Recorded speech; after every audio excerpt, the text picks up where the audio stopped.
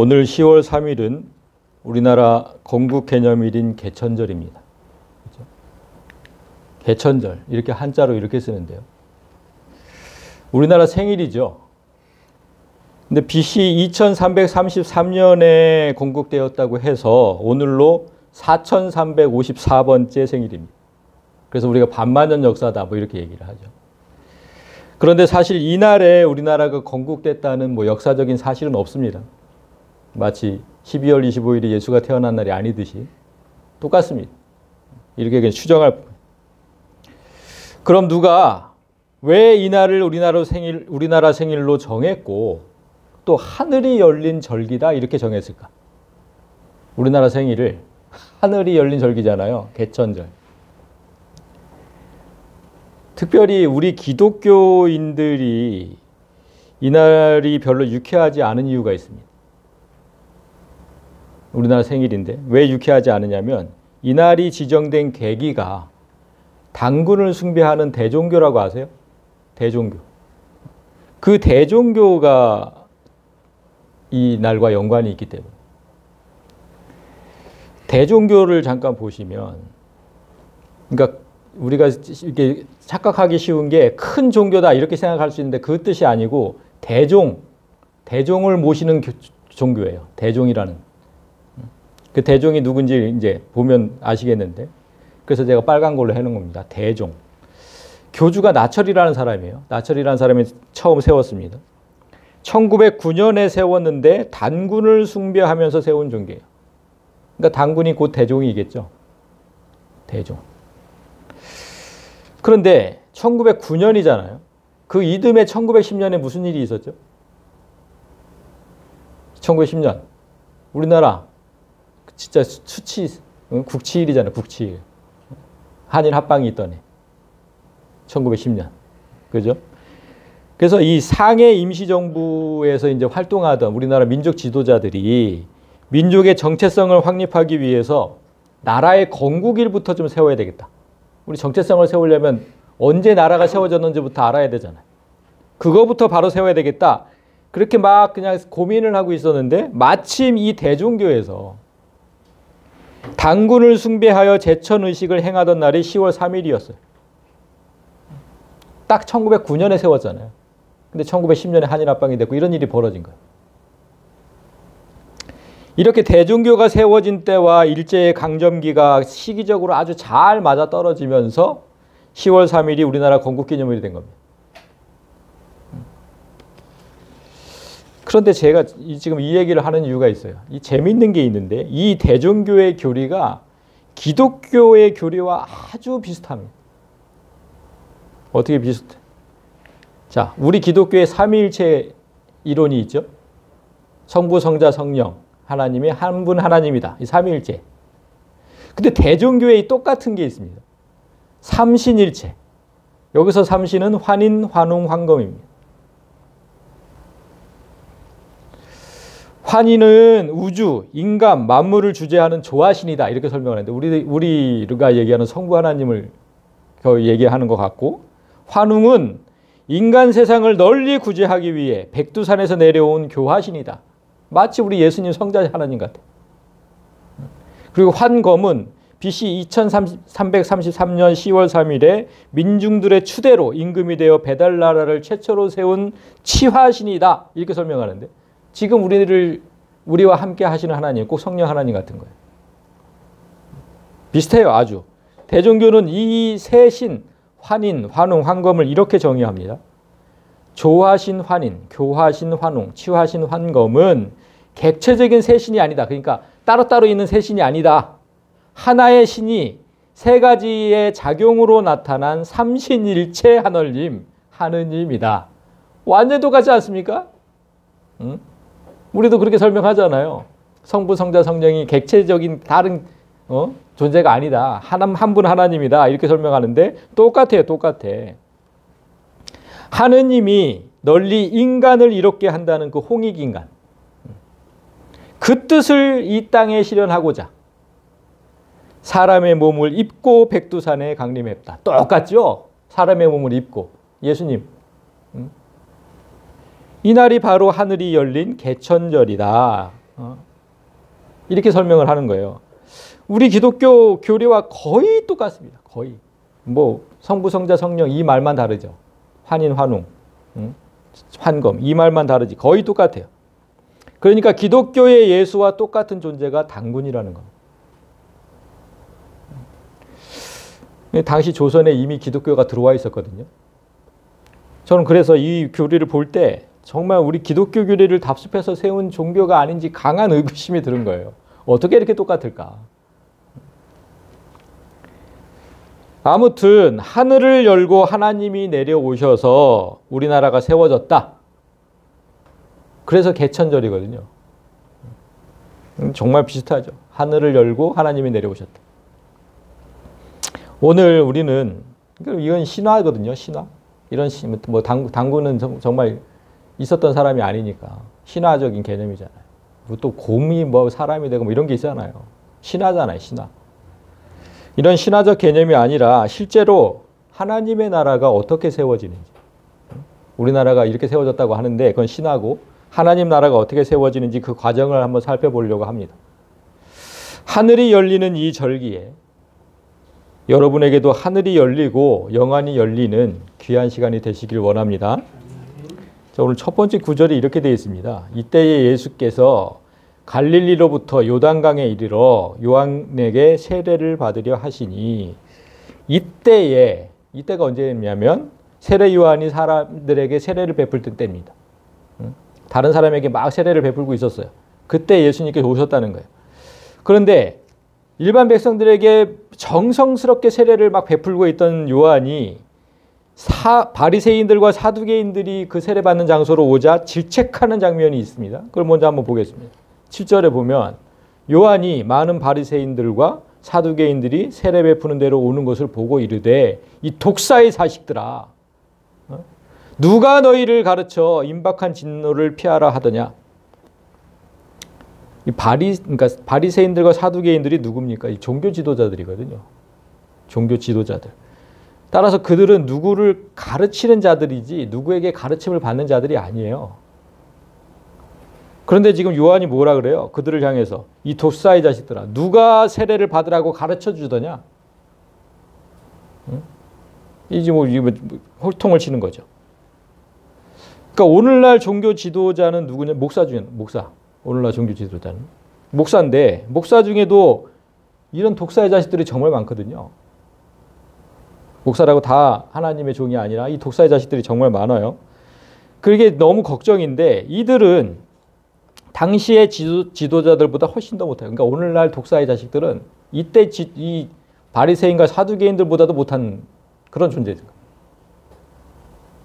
왜 그래요? 여기서만 봐도 그래요. 여기서만. 그들은 일단 세례 요한을 외침을 듣고 왔거든요. 2절에 보면 세례 요한이 계속 이걸 외치잖아요. 회개하라. 천국에 가까이 왔다.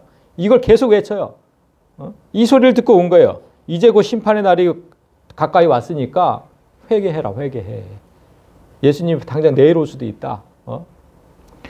대부분의 종교 지도자들은 이 외침을 귓등에도 듣지 않았지만 지금 여기에 온 사람들은 겁이 났는지 어쨌든 찾아온 거예요. 그래도 많은 사람들이 왔다잖아요. 많은 바리새인들과 사두개인들.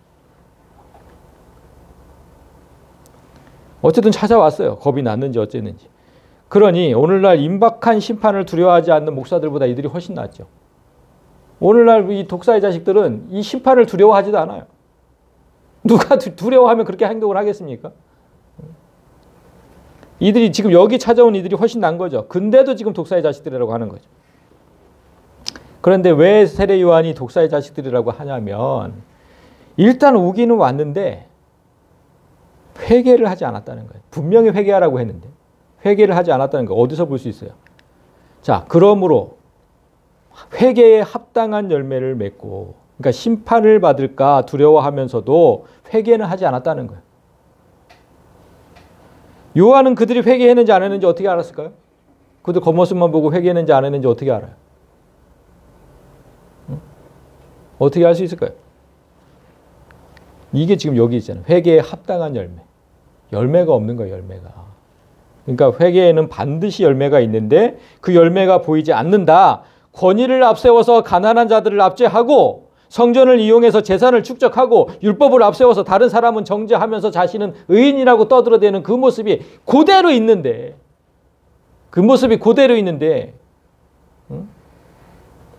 그냥 심판을 받을까 봐 두려워서 세례만 받으러 왔다는 거예요. 요즘 뉴스에 보면 계속 뭐 그 룸사롱에서 이렇게 뭐 사람들 잡히는 거 보여요. 그 코로나 때문에 모이지 말라 그랬는데. 그러니까 밀폐된 공간에 모여서 몰래 술 파티를 벌이는 사람들이 죽지 않으려고 백신을 맞으러 온 것과 똑같은 거예요. 그러니까 잘못된 행위를 고치는 게 먼저가 돼야 돼요. 그걸 하지 말아야지. 죽을까 봐 백신을 맞으면서 그거 모여서 술을 먹고 밀폐된 공간에서. 똑같은 거거든요. 고치지는 않고 그냥 세례만 받으러 왔다는 거예요. 그래서 요한이 계속해서 이렇게 얘기합니다. 니네 속으로 아브라함이 우리 조상이라고 절대 생각하지 마라. 내가 너희에게 이른다. 하나님이 너희 능히 이 돌들로도 아브라함의 자손이 되게 하시리라. 아브라함의 자손 뭡니까? 구원 백성이잖아요. 택하신 백성. 회개하지 않은 네가 구원받을 일은 절대 없다는 거예요. 그러니까 그렇게 생각하지 마라. 네가 구원받을 거라고 생각하지 마. 응? 너를 구원하느니 차라리 하나님께서 이 돌들로 구원의 백성을 만들겠다. 너를 구원하느니. 정말 좀 독한 말이죠. 그러니까 제발 착각들 좀 안 했으면 좋겠어요. 저도. 이 오늘날 이 교회 다니는 사람들이 진짜 착각을 좀 안 했으면 좋겠어요. 목사, 장로, 집사, 권사, 뭐 성도라는 그 타이틀이 구원의 증표가 아니에요. 절대로 그거 구원의 증표가 아닙니다. 교회 안에는 구원받지 못하는 쭉정이가 훨씬 더 많다. 제가 항상 말씀드리지만 구원받는 백성보다 구원받지 못하는 백성이 훨씬 더 많다. 우리가 지금 코로나 백신을 맞는 이유 중에 하나가 뭐예요? 백신을 맞는 이유 중에 하나가 뭐냐면 그 집단 면역. 그것 때문에 그래요. 집단 면역.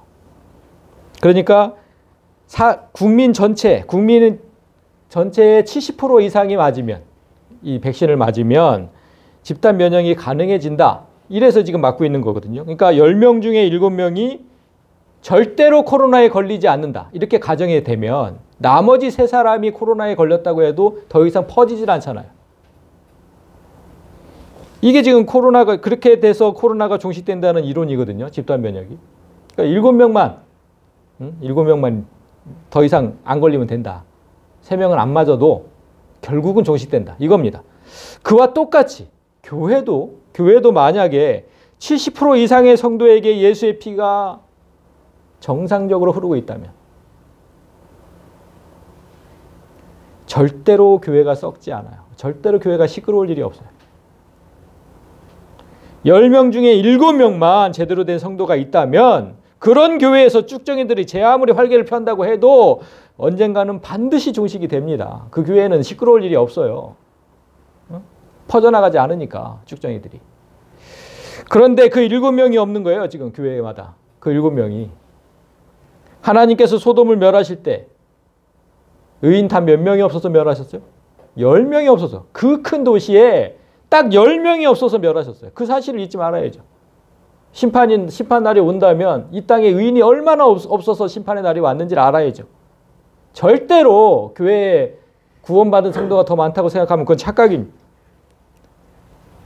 이렇게 교회가 항상 시끄럽다는 건, 어떤 교회 갔는데 교회가 항상 시끄럽다는 건 코로나 같은 나쁜 균이 득실득실하다는 얘기예요. 그 교회. 그러면 어떻게, 담임 목사가 어떻게 해야 돼요? 예수의 피로 백신을 주사해야죠. 빨리빨리. 응? 그렇게 목사가 예수의 피로 백신을 주사하지 않고 있다면 그 교회에서 하루빨리 나와야 되는 거예요. 하루빨리 나오셔야 돼. 안 그러면 나도 걸려요. 나도. 자, 10절. 이미 도끼가 나무 뿌리에 놓였으니 좋은 열매를 맺지 아니하는 나무마다 찍혀 불에 던져지리라. 이미 도끼가 나무 뿌리에 놓였다. 이게 무슨 뜻입니까? 이미 심판주가 오셨다는 겁니다. 예수님은 구원주인 동시에 심판주인 거예요. 사람을 구원하는 주님인 동시에 심판하시는 주님. 그러니까 예수님께서 이미 오셨으니 철저하게 회개하고 하나님의 자녀로서 삶의 열매를 맺지 않는다면 전부 꺼지지 않는 불에 던져질 것이다. 지옥불에. 여기서도 또 열매를 말씀하시잖아요. 열매가 없으면. 그러니까 우리가 어떤 교회 다니는 성도들 딱 보면 그 사람이 구원받았는지 못 받았는지 우리는 확실히는 모르죠. 하나님만 아시죠. 확실히는 모르지만 그나마 알 수 있는 법이 이거라는 거잖아요. 그 사람에게 열매가 있는지 없는지. 무슨 열매예요? 성령의 9가지 열매. 그거 외우고 계세요? 사이화오 그거. 자양충원절. 사이화오 자양충원절. 앞 단어만 이렇게 항상 외우. 사랑과 희락과 뭐 오래 참음 이런 거. 이런 모습들이 그 사람에게 있는지 없는지를 보면 그 사람이 구원 백성인지 아닌지 알 수 있어요. 열매를 알 수 있는 거니까. 불쌍하게 생각해야죠. 그 열매가 전혀 없다면. 전혀 뭐 사랑도 없고 뭐 화평도 없고 오래 참음도 없고 자비도 없고 양선도 없고 아무것도 없다면. 정말.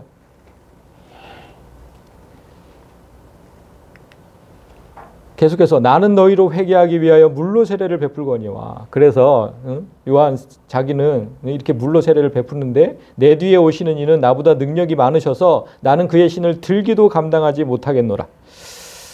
나는 물로 세례를 베푼다. 근데 이제 오신 그리스도는 어떻게 베푸신다는 거야? 그는 성령과 불로 너희에게 세례를 베푸실 것이요. 성령과 불로. 여기서 성령이라고 지금 얘기하는 이 성령, 거룩한 영이잖아요. 우리 말로는 거룩한 영. 그런데 영이라고 번역된 단어를 보면 이 밑에 푸뉴마예요. 푸뉴마. 성자를 빼고 그냥 영, 푸뉴마. 그래서 거룩한 영은 푸뉴마 앞에 거룩한이라는 게 붙어야 되는 거고 악령은 악이라는 게 붙어야 되는 거예요. 똑같은 영은 푸뉴마. 근데 푸뉴마라는 뜻을 보면 바람, 호흡. 이것도 바람이잖아요. 이 뜻이에요. 발음, 호흡. 그게 영이라는 거예요. 그 영의 움직임은 항상 그래서 이렇게 바람이 움직이는 것처럼. 그래서 예수님이 성령이 임하는 모습을 어떻게 표현하셨는지 한번 볼까요? 바람이 임의로 불어요. 바람이 막 이렇게 불어요. 그런데 네가 그 바람 소리는 들어도 그 바람이 어디서 오고 어디로 가는지 알 수가 없어. 그죠? 우리는 알 수가 없어요. 성령으로 난 사람이 다 이러하다는 거예요. 성령이 어느 순간 나한테 들어왔는지, 임하셨는지. 바람이 항상 내 코 속으로 들어가듯이 알 수가 없어요. 알 수가 없어. 그러니까 성령이 임한 모습을 예수님도 바람이 부는 것으로 지금 표현을 하셨단 말이에요. 이렇게 성경에서 영은 항상 바람으로 묘사되고 있어요. 사도행전에도 똑같아요. 사도행전에도. 호련히 하늘로부터 급하고 강한 바람 같은 소리가 있어. 그들이 앉은 온 집에 가득하며. 이게 지금 성령 임재하실 때 성령 강림 모습이잖아요. 불의 혀처럼 갈라지는 것들이 그러니까 바람이 휙 하고 불었는데 먼저 바람이 불고 그러니까 오셨어요. 그리고 사람에게 임할 때는 불로 임하신 거예요.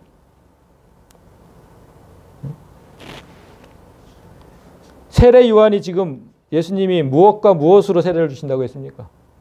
성령과 불로. 성령과 불로. 근데 실제로 성령이 지금 불의 모습으로 임하셨음을 볼 수 있잖아요.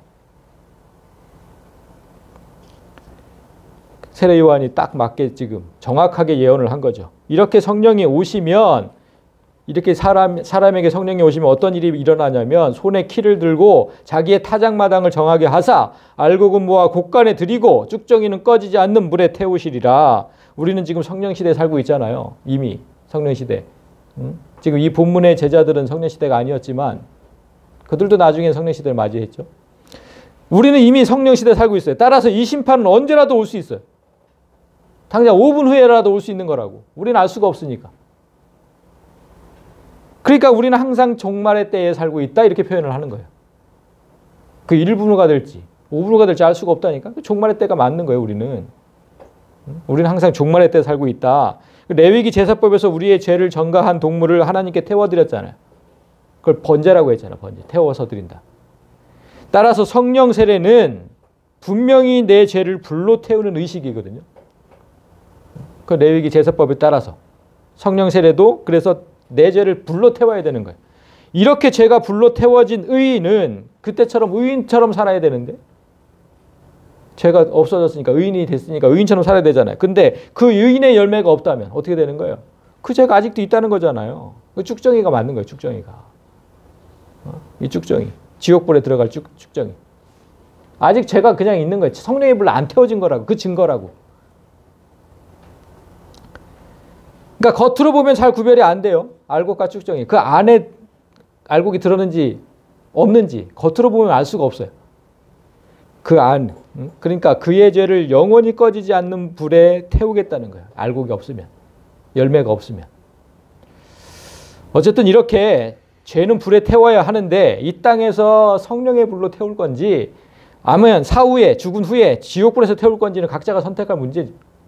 그렇게 얘기를 해도 분명히 이렇게 그냥 영상으로 뭘로 계속 얘기를 해도 말 안 듣고 그냥 사후에 지옥불에서 내 죄를 태우고 있을 건지 그거는 각자가 알아서 분명히 복음은 선포가 되어졌고 선택은 자기의 몫이니까. 요한이 여기까지 얘기한 후에 예수님께서 오신 거예요. 여기까지 얘기한 후에. 이때 예수께서 갈릴리부터 요단강에 이르러 요한에게 세례를 받으러 오셨다. 여기서 좀 이상해야 되죠. 분명히 세례는 죄인에게 베푸는 것인데 예수님은 왜 오셨을까? 여기를. 죄 한 점도 없는 그 하나님께서.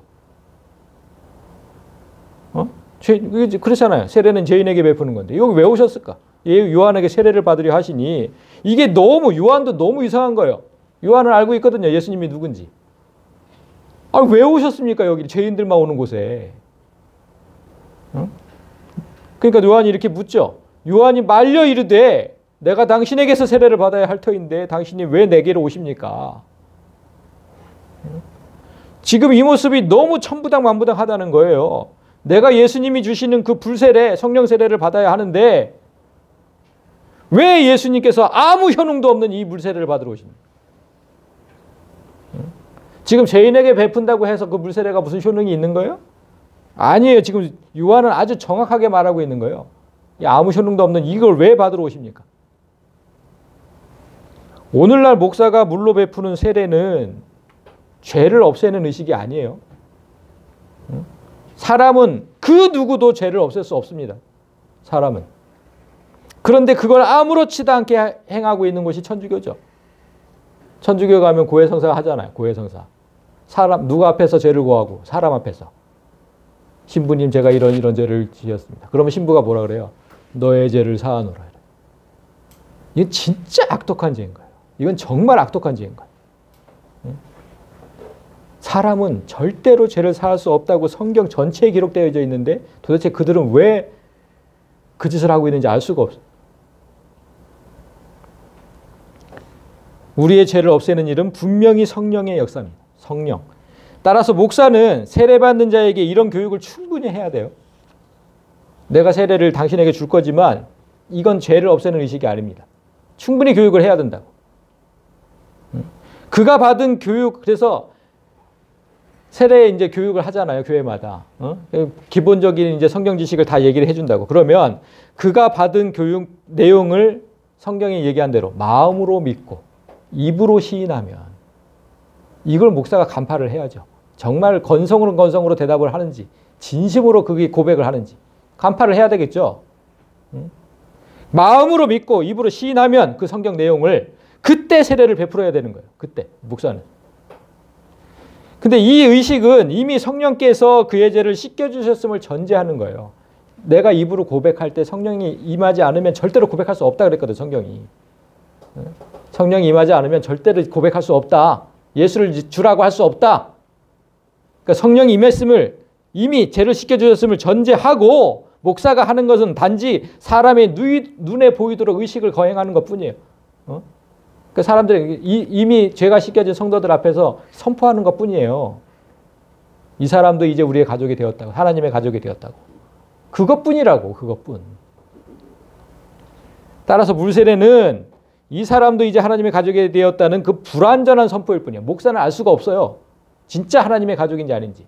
불완전한 선포일 뿐, 그의 죄가 진정 씻겨졌는지 하나님의 백성이 되었는지는 본인과 하나님만 알아요. 본인도 분명히 압니다. 내가 구원 받았는지 못 받았는지도 모르면 그건 진짜로 아닌 거예요. 그건 본인도 진짜 안다고. 요한이 이런 물세례를 예수님께서 왜 굳이 받으려고 오셨는지, 아무 소용도 없는 이 물세례를 그렇게 만류하는 거예요. 말려서 이르되 만류하는 거예요. 그러자 예수님께서 이렇게 설명하시죠. 예수께서 대답하여 이르시되 요한아 허락해라. 허락해라. 우리가 이같이 하여 모든 일을 이루는 것이 합당하다. 그래서 요한이 허락했대요. 그러니까 내가 이 물 세례를 받아야 모든 의를 이루게 된다. 이게 무슨 뜻일까요? 그러니까 요한이 허락했대.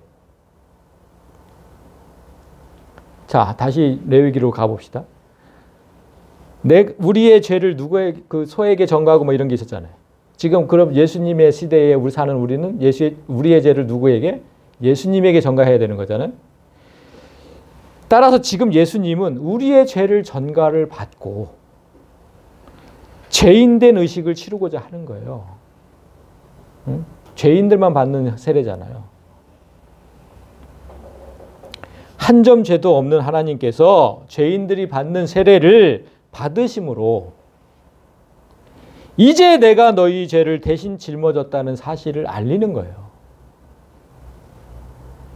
지금 이 세례 후에 예수님의 공생애가 시작되거든요. 그 전까지는 사적으로 그냥 한 사람이었을 뿐인데 이 세례를 받으신 후에 공식적으로 공생애가 시작된다고. 자, 내가 다 받았어 이제 너희 죄를. 그래 그거 공생애가 시작된 거예요. 지금 이 얘기예요. 그 얘기. 자, 이같이 해야 너희 죄를 내가 다 받아야 모든 의를 이루지. 그러니까 모든 사람이 의인이 될 수 있다. 그게 합당하지 않겠니? 그러니까 요한이 허락했대요. 무슨 말씀인지 알아듣는 거예요. 요한은. 짠한 모습이죠. 자, 16절. 예수께서 세례를 받으시고 곧 물에서 올라오실새 하늘이 열리고 하나님의 성령이 비둘기같이 내려 자기 위에 임하심을 보시더니, 자, 여기서 물에서 올라오실 때. 제가 파란 걸로 해놓은 이유가 있는데. 물에서 올라오실 때 하늘이 열리고 성령이 임했대요. 이 사실에 주목해야 됩니다. 아까 우리가 영은 뭘로 묘사가 된다 그랬어요? 바람으로. 기억하시죠? 영은 바람. 그러면 성경은 지금 성령이 바람이라면 성경은 성부 하나님은 뭘로 묘사를 할까요? 몇 번 말씀을 드렸었는데. 물. 그렇죠. 권사님 기억하십니까? 물로 묘사를 합니다. 물로. 그래서 모세의 뜻이 뭐죠? 물에서 건져낸 자잖아요. 그 심판에서 건져낸 자. 물에서 건져낸 자. 자, 제가 이 모세를 설명할 때 말씀을 드렸었는데 물이라는 존재가 내 안에 있으면 살고 내 밖에 있으면 죽는다. 자, 우리 몸이 지금 70% 이상이 물이죠. 그러니까 물이 내 안에 있으면 살아요. 나는. 근데 만약에 물이 내 밖에 있어서 이게 가득 찼어. 내가 살 수 있어요? 그 죽잖아요. 지금 그 얘기. 그러니까 내 안에 70%의 물이 있으면 산다. 아까 70% 집단 면역 이런 거와 똑같지 않아요? 비슷하잖아요. 이렇게 내 안에 있는 물은 생명이에요. 내 안에 있는 물은 생명. 내 밖에 있는 물은 사망이에요. 심판. 물이 하나님이라고 했잖아.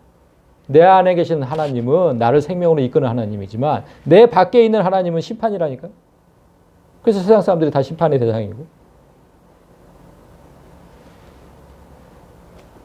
그래서 하나님께서는 반드시 내 안에 계셔야 되는 거예요. 내 안에. 내 밖에 계시면 심판이에요. 심판. 그래서 성령이 내 안에 계셔야 되는 거예요. 지금 예수님께서 밖에 있는 물에서 올라오신 거잖아요. 그러니까 그때 하늘의 문이 열렸다고 했는데, 즉 사람의 죄를 다 전가받고 그 심판의 물에 들어가셨다가, 죄를 다 받았으니까 심판의 물에 들어가셨다가 그 심판에서 벗어날 때 그때 하늘이 열리고 성령이 임재하셨다는 거 아닙니까? 그러니까 사람이 하나님의 심판에서 벗어나는 것과 성령의 임재는 항상 같이 역사한다. 사람이 할 수 있는 게 아니고 심판에서 벗어나는 것과 성령의 역사는 항상 같이, 성령의 임재는. 이걸 보여주고 있잖아요. 그러니까 성경을 자세히 보면 다 써 있어요. 다. 사람이 할 수 있는 일이 아니라고. 근데 천주교가 그 짓을 하고 있는 거예요.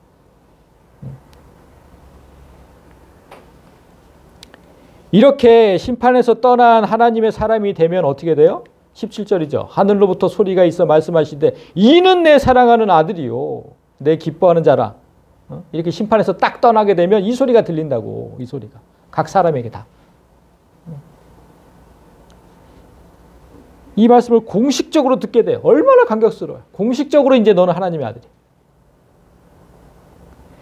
우리가 지난주에 예수님께서 우리 집사님 기도도 하셨는데 우리 가슴에 주홍글씨로 써주신 게 바로 이거라 그랬잖아요. 너는 내 사람, 내 아들. 이거. 그리스도께서 피로 써주신 이 글이 없는 사람은 제 아무리 목사 장로라 해도 구원하고는 상관이 없다 이 말이에요.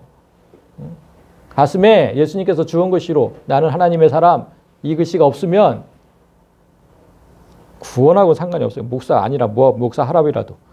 그래서 세례 요한이 그들을 독사의 새끼라고 한 거예요. 마귀 새끼들이라고. 그 종교 지도자들인데 이 독사의 새끼들, 마귀 새끼들.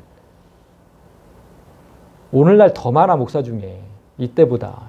이때는 정말 얼마나 성경을 연구하고 살았습니까? 근데 지금의 목사들은 성경 연구조차도 안 한다니까요. 독사 새끼들이 훨씬 많다고요, 지금이. 그러니까 교회를 함부로 다니시면 안 돼요. 이 영상 보시고 있는 성도들 제발 부탁드리는데 교회를 함부로 다니시면 안 된다고.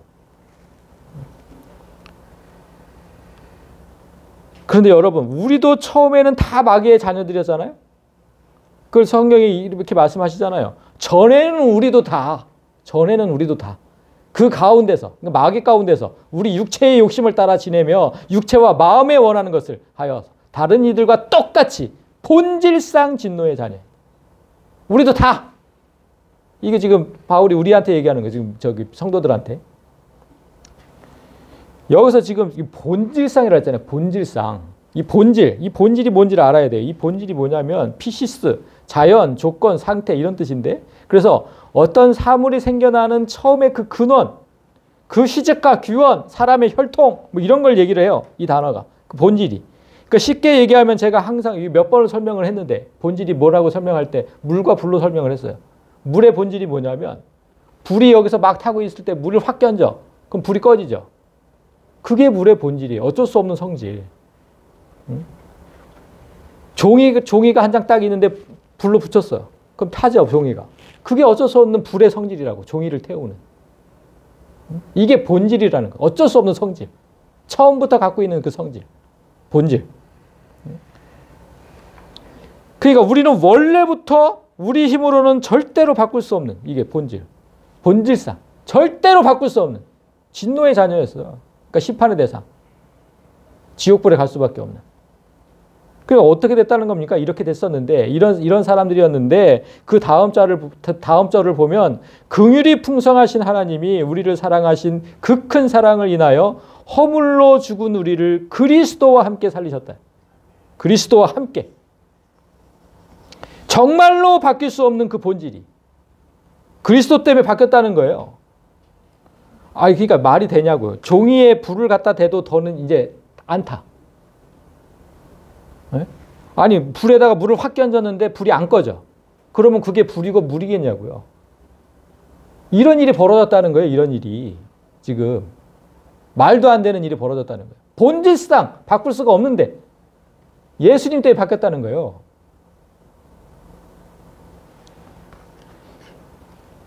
아니 도대체 예수님은 뭔데 이 본질까지도 바꿀까요? 응? 그래서 정말 예수를 깊이 생각하라고 한 거예요. 예수를 깊이 생각하라. 이 사실을 알기 위해서 이제 우리가 마지막으로 알아야 될 게 뭐예요? 아까 성령 하나님은 뭘로 묘사된다? 성령 하나님 바람. 그럼 성부 하나님은 물. 이제 성자 하나님만 남았잖아요. 성자 하나님은 성경이 뭘로 묘사를 할까요? 바람과 불이 나왔어요? 아니, 바람과 물이 나왔잖아요. 응? 그럼 성자 하나님은 성경이 무엇으로 묘사를 할까? 이 힌트를 한 가지 제가 드리자면 이런 거예요. 성경은요, 세 분 하나님을 모두 사람이 살아가는데 절대 필요한 요소 세 가지로 얘기를 해요. 첫 번째, 바람, 호흡. 우리가 숨을 못 쉬면 죽잖아요.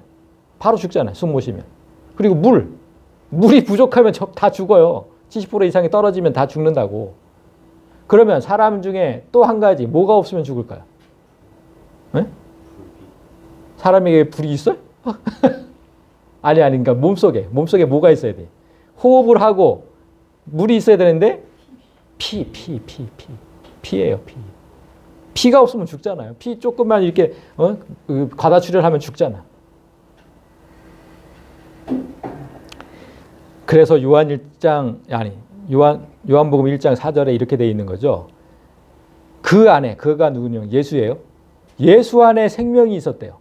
근데 그 생명이 사람들의 빛이래요. 이게 그러니까 쉽게 얘기해서 그 생명은 바로 사람의 생명이라는 거예요. 예수님 안에 생명이 잔뜩 들어가 있는데 그 생명이 뭐냐면 사람들의 생명이라고. 사람들의 생명. 그런데 또 성경이 뭐라 그러냐면 이 사람의 생명이 어디에 있다고? 어디에 있다고? 육체의 생명은 피에 있다고. 그러니까 예수님 안에 생명이 있는데 그 생명이 우리 사람들 안에서는 피에 있다는 거예요. 피에. 피가 머리끝부터 발끝까지 다 돌아다니잖아요. 그래서 우리가 이렇게 움직이는 거거든요. 이 생명이 있어가지고. 자, 그러면 예수 안에 사람의 생명이 가득하고 그 생명은 곧 피다. 그러면 예수는 이게 3단 논법이잖아요. 예수는 생명, 생명은 피. 그럼 예수는 곧 피라는 얘기죠. 그래서 피인 거예요, 피. 그렇다면 이제 세 분 하나님을 성경이 뭐라고 묘사했는지 이렇게 되죠. 성부는 물, 성자는 피, 성령은 숨. 그러니까 인간에게 절대 필요 생존 요소 세 가지. 단 한 가지라도 없으면 죽는. 이런 존재가 하나님이라는 거예요. 인간에게. 근데 그렇게 없이 살아가는 사람들이 많은 거예요. 그러니까 영원히 죽는 거예요, 이제. 이 지식을 가지고, 잘 보셨죠? 이 지식을 가지고 이제 우리가 어디로 갈 거냐면 요한일서 5장을 갈 건데, 여기서 우리는 지금 우리가 초반에 대종교가 삼신일체를 얘기했잖아요. 그 요한일서 5장에 삼위일체 하나님을 제대로 설명한 게 있어요. 삼위일체라는 단어 자체는 없어요, 성경에. 응? 그죠? 삼위일체라는 단어 자체는 없어요. 근데 요한일서 5장을 보면 그 이론을 설명한 것이 있어요. 이제 볼 거예요. 대종교의 그 삼신일체와 어떻게 다른지 한번 비교해 보시기 바랍니다. 자, 요한일서 5장 1절을 보면 예수께서 그리스도이심을 믿는 자마다 하나님께로부터 난 자니 또한 낳으신 이를 사랑하는 자마다 그에게서 난 자를 사랑하니. 이게 지금 헷갈려서 제가 빨간색, 파란색으로 해놓은 거예요. 먼저 청색으로 된 낳으신 이는 누구를 얘기해요? 네? 성부, 성자, 성령 중에 누굴 얘기해요? 성부잖아요, 성부. 잘 보세요. 네? 예수께서 그리스도임을 믿는 자마다, 그건 우리죠? 그 믿는 자가 하나님께로부터 났대요. 우리가 하나님으로부터 났대요. 근데 또한 그 그리스도를 낳으시니 성부잖아요. 성부 하나님을 사랑하는 자마다 그에게서 난 자 누구야? 성자. 그래서 잘 보셔야 돼요. 그죠? 지금 파란색 글씨는 성부 하나님. 첫 번째 하나님께로부터 난 자는 우리 맞죠? 그리스도임을 믿는 자마다니까. 예, 우리 맞잖아요. 우리가 하나님께로부터 났다고. 근데 지금 두 번째 하나님께로부터 난 자는 누구예요? 예수님. 맞죠? 틀림이 없습니다. 분명히 그렇게 성경에 기록되어 있는 거예요. 그러니까 예수님과 우리는 모두 하나님의 아들이라는 거예요. 맞죠? 하나님의 아들, 성자라고, 성자. 우리도 성자라고요. 성자의 뜻이 뭐예요? 거룩한 자녀. 우리 하나님의 거룩한 자녀 맞잖아요. 구별된 백성. 그 성자라고 하면 막 겁을 내. 우리가 성자라고요? 맞아요, 성자. 거룩한 자녀, 거룩한 백성. 뭐 이렇게 겁을 먹냐고. 똑같이 얘기를 하잖아요. 너희도 하나님께로부터 났고 예수도 하나님께로부터 났다. 똑같은 존재라고, 우리가 예수님을.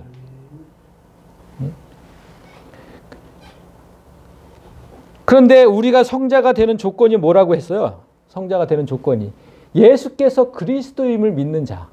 그러면 우리가 성자가 되는 거예요. 그리고 5절을 보면 예수께서 하나님의 아들이심을 믿는 자는 뭐가 되냐면 세상을 이기는 자가 된대요. 자, 잘 보세요. 예수께서 그리스도임을 믿으면 내가 성자가 되고 예수께서 하나님의 아들이심을 믿으면 내가 세상을 이긴다. 이 말씀의 의미를 한번 잘 생각해 보세요. 왜 이렇게 되는지. 다시 그래서 제가 우리 승미 형제 처음 왔을 때 그래서 레위기 제사를 그래서 한 거예요. 계속 이제 설명이 계속 걸로 가야 돼. 구약 시대 번제를 드릴 때 소에게 안수하는 의미, 그 의미가 뭐냐면 소와 나를 동일시한다 그랬어요. 그래서 소가 죄인인 나와 동일시 되기 때문에 나 대신 불에 타서 죽는 거잖아요. 내가 소랑 똑같은 거예요. 똑같은 존재. 그래서 나를 대신해 죽는 거잖아요. 따라서 내가 예수께 지금 죄를 전가한다는 의미는 그분이 나를 대신해 죽는 그리스도임을 믿는다는 거잖아요. 그죠? 내가 그리스도고 그리스도가 난데 그분이 나를 대신 죽는 거예요. 그거 지금 이걸 얘기를 한 거예요. 예수께서 그리스도임을 믿는 자. 나랑 똑같은 걸 믿는, 나랑 똑같은 존재라는 걸 믿는 자마다 하나님께로부터 난 자다. 그거예요. 예수는 나랑 똑같은 자다. 소랑 나랑 똑같이 하듯이. 진짜 정말 너무너무 은혜스럽잖아요. 예수를 나를 똑같이 생각하는 사람마다 하나님께로부터 난 자다. 여기서 그렇게 얘기하잖아요. 예수도 하나님께로부터 난 자고. 응? 그리고 그분이 하나님의 아들을 믿는다. 여기서 예수께서 하나님의 아들이심을 믿는다. 예수가 나고 내가 예수기 때문에 응? 그분이 만약에 하나님의 아들을 믿으면 나도 하나님의 아들인 거잖아요. 성자. 그러면 어떻게 돼요? 당연히 세상을 이기죠. 당연히. 응? 아니 예수께서 이미 내가 세상을 이겼으니 이렇게 말씀하셨잖아요. 응? 그러니까 내가 예수라고 믿는 자는 당연히 세상을 이긴다니까요. 그 예수를 성경이 이렇게 증언을 해요. 6절 이제 진짜 중요한 게 나옵니다. 이는 물과 피로 임하신 이시니 곧 예수 그리스도시라. 물로만 아니요. 물과 피로 임하셨고 증언하는 이는 성령이시니 성령은 진리니라. 자, 좀 전에 도식을 다시 보십시오. 성부는 물이었고 성자는 피였고 성령은 숨이었죠. 호흡. 이걸로 다시 보면 지금 물과 피로 임하셨대. 그럼 뭐야? 성부와 성자로 임하신 거잖아. 자, 잘 보세요. 그 사실을 증언하는 게 성령이신데 예수께서 지금 하나님이시며 사람이심은 진리다 이 뜻인데 지금 그러니까 물은 하나님이고 피는 사람의 생명이라고 그랬잖아요. 그러니까 사람이라고 사람. 하나님께 피가 없잖아요. 피는 사람에게만 있잖아요. 그러니까 물과 피로 임하셨다는 것은 하나님과 사람으로 임하셨다 그 뜻이에요. 하나님의 속성, 사람의 속성으로 갖고 임하신 분이 곧 예수 그리스도신데 또 한 번 얘기하잖아요. 하나님만으로 임하신 게 아니다 절대. 분명히 하나님이신데 피로 사람으로 임하신 거다. 피로. 그것을 증언하는 이는 성령이시다. 그 사실을. 성령은 틀림이 없는 진리시다. 지금 예수를 이렇게 설명하고 있잖아요. 그런데 그 다음 절을 보면 증언하는 이가 셋이래요. 증언하는 이가 셋이니 성령과 물과 피라. 또한 이 셋은 합하여 하나이니라. 여기서 아주 놀라운 진리가 지금 드러나고 있는 겁니다. 우리가 아는 삼위일체는 뭐예요? 성부, 성자, 성령 이 세 분은 한 분 하나님이시다. 이게 삼위일체였어요. 그죠? 그런데 지금 성경 어디에도 그런 구절은 없어요. 성부, 성자, 성령이 한 분 하나님이다. 이런 성경 구절 없다고. 전체 삼위일체를 명확하게 설명하는 구절은 단 하나 여기에요. 이제 정말 놀랍지 않습니까? 아니 성령과 물과 피가 삼위일체 하나님이래요. 성령과 물과 피가 이 셋은 합하여 하나. 이게 삼위일체래. 이게 무슨 뜻이에요 이게? 응? 아까 도식대로 보면 성부, 성자, 성령이 맞잖아요 지금. 지금 이걸로 보면 성부는 물, 피, 숨. 숨은 지금 성령으로 나왔잖아요. 그러니까 물과 피 맞잖아요. 세 분 하나님, 성부, 성자, 성령이 맞아요. 이 셋은 합하여 하나. 응? 근데 성령은 성령이라고 이렇게 써놓고 성령은 성령이라고 써놓고 왜 성부, 성자는 물과 피라고 써놨을까요? 성경이 이렇게 써놓은 이유가 있는 거예요. 우리한테 좀 깨달으라는 거예요. 이 놀라운 진리를 잘 보세요. 무슨 지금 성경에 뭘 얘기하시려고 하는지. 물과 피로 임하신 이가 분명히 예수 그리스도라 그랬잖아요. 그러면 성령은 곧 예수의 영이거든요. 예수의 영을 어디서 얘기를 해요? 지금 사도행전 16장 7절에 보면 무시야 앞에 이르러 비두니아로 가고자 애쓰되 예수의 영이 허락하지 않은. 그러니까 사도 바울이 이렇게 선교 여행을 다닐 때 성령이 일로 가려고 했는데 막으셨다는 거예요.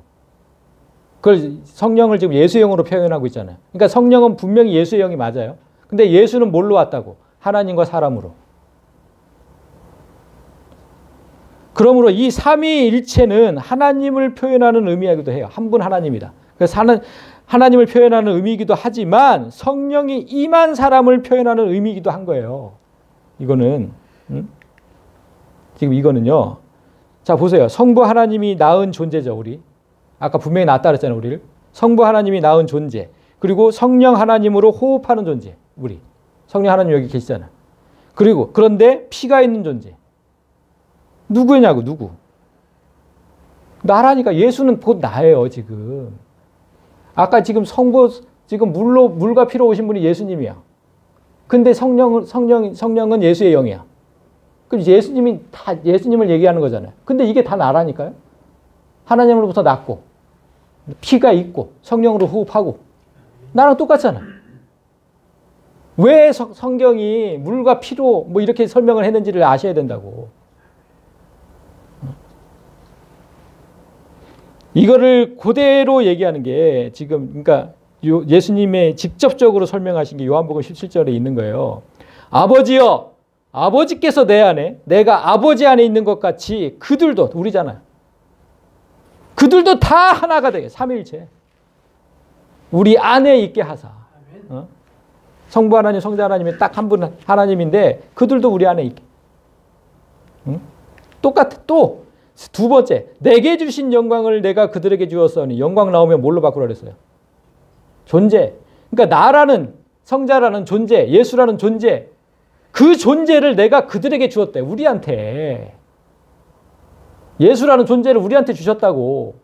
그 하나님께서. 그러니까 이는 우리가 하나 된 것 같이 그들도 하나가 되게 하려고 내가 예수라는 존재, 성자라는 존재를 그들에게 줬대요. 예수님이.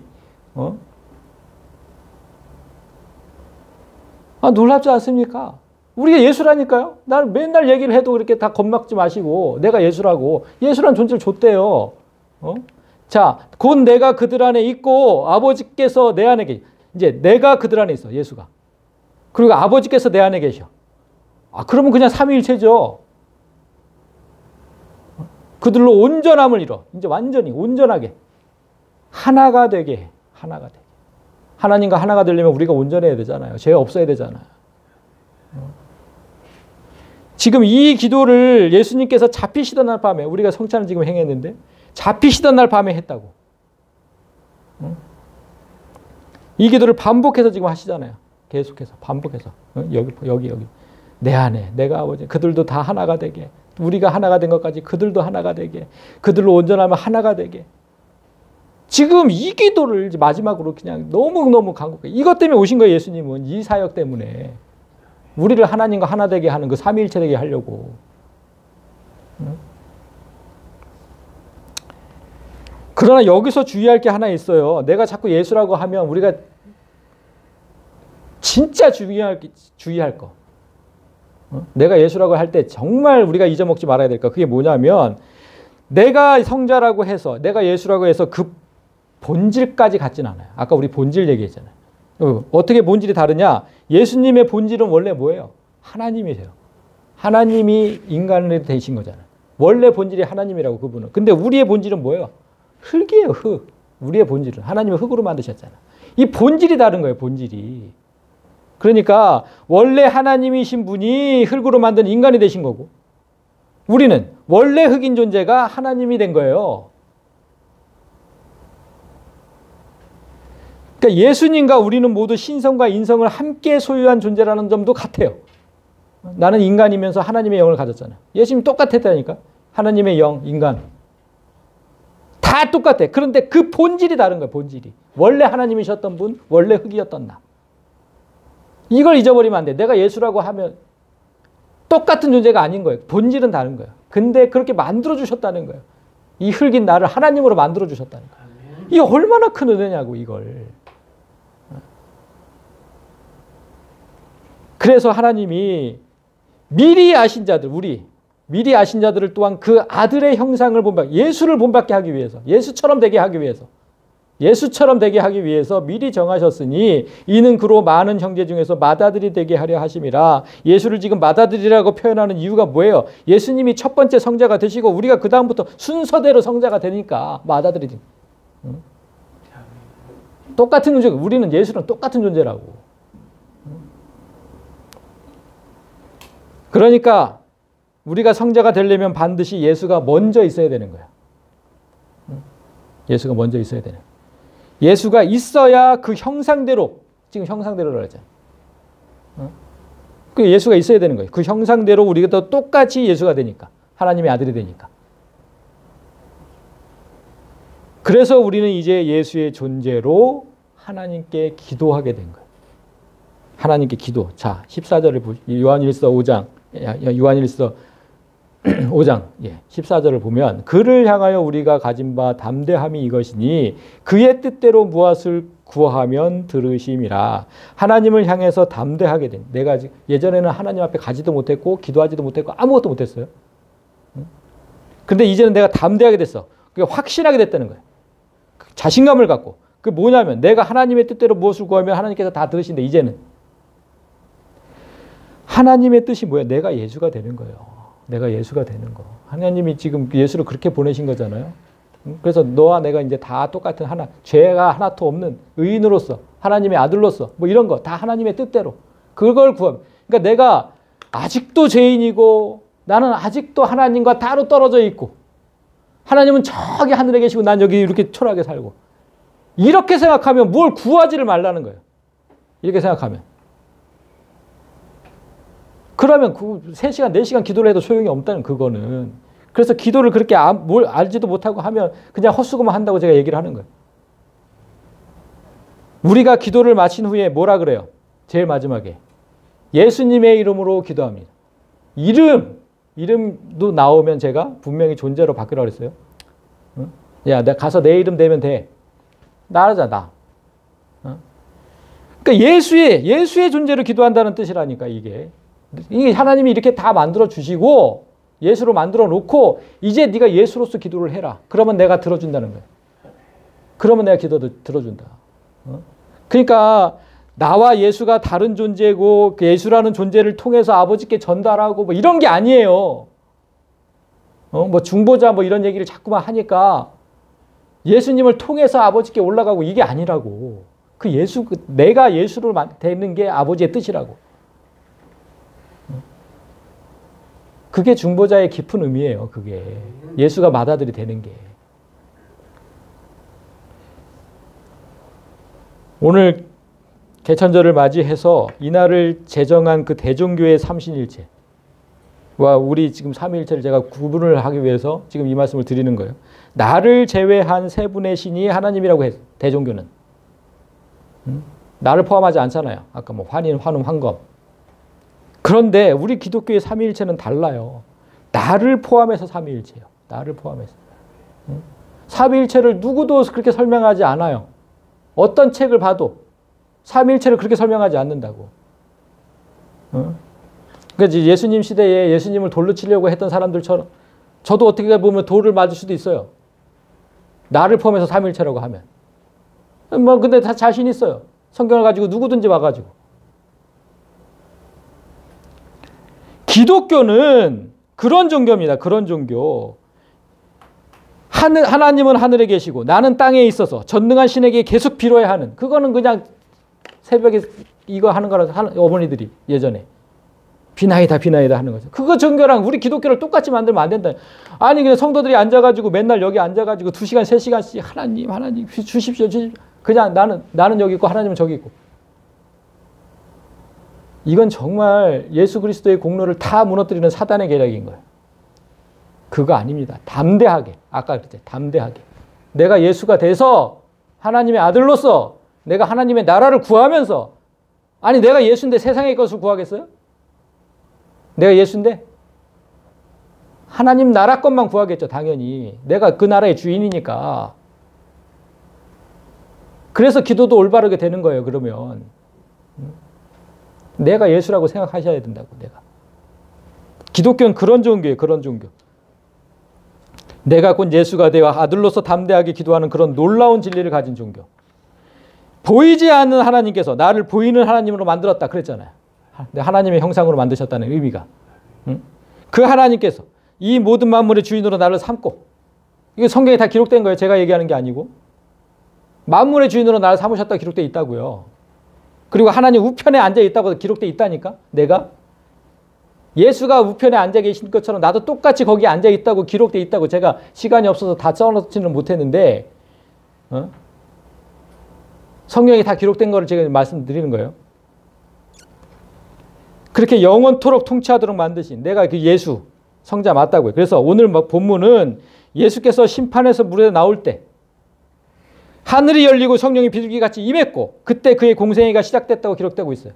그러면 여러분이 성령의 재씻음을 받고 심판의 물에서 나왔잖아요. 이제. 그러면 우리도 똑같이 예수의 생애를 살아야 될 때가 왔다는 거예요. 그걸 깨달았으면 공생애를 시작하시라고. 이제 공생애. 하나님 나라를 위한 그 삶. 그걸 시작을 해야 된다고. 이제까지는 그냥 그냥 삶을 살았다면, 개인적인 삶을 살았다면 이제 제발 좀 예수로서 하나님 나라를 위한 공생애를 시작하시라고. 나를 버리고 온전히 남을 위해 살았던 그 예수의 삶을 살 때가 된 거죠. 이제 언제까지 이렇게 살 겁니까? 언제까지? 오늘 우리가 시행했던 성찬은 바로 그 예수가 되는 의식이잖아요. 그 몸과 피를 마시면서 내가 그 예수와 하나가 되는 그 의식이잖아요. 그 의식. 예전에 나는 가수다라는 노래 경연 프로그램이 있었거든요. 나는 가수다. 그거 아시죠? 똑같아요. 오늘 나는 예수다. 이 사실을 절대 잊으시면 안 돼요.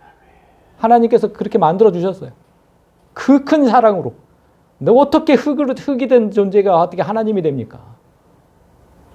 너무 놀랍고 너무 크신 그 사랑을 감격해하면서 나는 예수라는 사실을 절대 잊지 말고 내가 가는 곳마다 하나님의 나라가 세워져요. 왜냐하면 나는 예수는 성자 하나님이잖아요. 그럼 나도 하나님, 성자 하나님이라고. 그러면 천국은 하나님이 계신 곳이 천국이잖아요. 그러면 내가 가는 곳마다 천국이 돼야 되는 거잖아요. 내가 가는 곳마다. 내가 가는 곳마다 막 분쟁이 있고 싸움이 있고 이건 마귀 새끼고, 내가 가는 곳마다 천국 같은 데가 돼야지 내가 진정 예수잖아요. 왜 교회가 그렇게 다 시끄럽습니까? 마귀 새끼들만 있으니까 그런 거예요. 마귀 새끼들. 여러분이 가시는 곳마다 정말 천국이 선포되어지고 평안이 있는 그런 예수로서의 삶을 살아가시기를 진심으로 소망합니다. 아멘. 찬양하고 기도하겠습니다.